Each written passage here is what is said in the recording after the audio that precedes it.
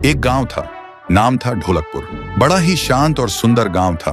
लोग हमेशा खुशी से झूमते थे क्योंकि उस गांव में रहता था महाराज रायस्टार, जो अपने गांव के लिए एक शेर था जो कभी अपने लोगों के साथ गलत होने नहीं देता था। लेकिन उस गांव में छुपा था एक डरावना राज, एक राज जो सबके दिल में था पर जुबान पे नहीं। गांव के बीच एक सूखा हुआ पेड़ था जिसे लोग कहते थे श्रापित पेड़। ना कोई उसके पास जाता, ना कोई उससे आंख मिलाता। हर पूर्णिमा के अगले दिन उस पेड़ के नीचे एक लाश मिलती थी।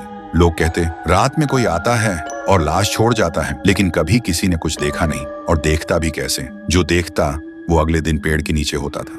एक दिन रायस्टार ने ठान लिया, बस अब और नहीं, इस राज का अंत मैं ही करूंगा, क्योंकि ढोलकपुर का नाम मिट्टी में मिल रहा था। फिर एक पूर्णिमा की रात रायस्टार चुपके से जाकर पेड़ के पास बैठ गया। रात के 2 बजे एक आवाज आई, थुंग थुंग थुंग थुंग थुंग थुंग थुंग थुंग थुंग सहूर। और फिर वो पेड़ भूत में बदल गया। वो भूत कुछ अजीब सा था, एक भयानक शैतानी हंसी वाला चेहरा, आंखें बड़ी बड़ी। वो पेड़ चल के एक घर के गेट को जोर जोर से खटखटाने लगता है। तभी एक आदमी डर के मारे आवाज सुन के बाहर निकलता है। वो भूत अपने लकड़ी जैसे हाथ से एक ऐसा थप्पड़ मारता कि उसकी सांस वहीं थम जाती है और उसी जगह उस लाश को ले जाता है और वापस फिर से पेड़ बन जाता था। देखते ही रायस्टार का दिल कांप जाता है, पर वो कुछ बोलता नहीं। सुबह लोग भीड़ में जमा हुए और रायस्टार ने पहली बार उस पेड़ से बात करने की कोशिश की। पेड़ के अंदर से एक आवाज निकली, क्या तुम सब भूल गए मुझे? रायस्टार बोलता है, तू कौन है? पेड़ बोलता है, मैं हूँ ठुन ठुन ठुन साहुर। एक वक्त था जब मैं भी इस गांव का एक प्यारा सा बच्चा था, लेकिन 100 साल पहले मुझे इसी पेड़ से रस्सी बांधकर उल्टा लटका दिया गया, गांव वालों की आंखों के सामने, और मेरी मौत को तमाशा बना दिया गया, सिर्फ इसलिए क्योंकि मैंने एक राज देख लिया था जो लोग छुपाना चाहते थे।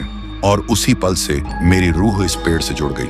उस दिन से मैं इंसान नहीं, एक सज्जा बन गया, और हर पूर्णिमा में एक राजदार को चुनता हूँ और फिर उसे उसकी खामोशी का हिसाब देता हूँ। रायस्टार बोलता है, लेकिन अब तो वो लोग मर चुके हैं ना जो तेरा कसूरवार थे। अब तू मासूम लोगों को क्यों मार रहा है? पेड़ कुछ देर चुप रहता है, फिर बोलता है, ठीक है, बस एक बार मुझे याद करो, एक दिया जला दो, फिर मैं कभी किसी को नहीं मारूंगा। फिर रात में सब लोग आते हैं, एक एक दिया जलाते हैं, और तभी पेड़ अपने आप से आग पकड़ लेता है और आखिर में मुक्ति मिलती ठुन ठुन ठुन साहुर को।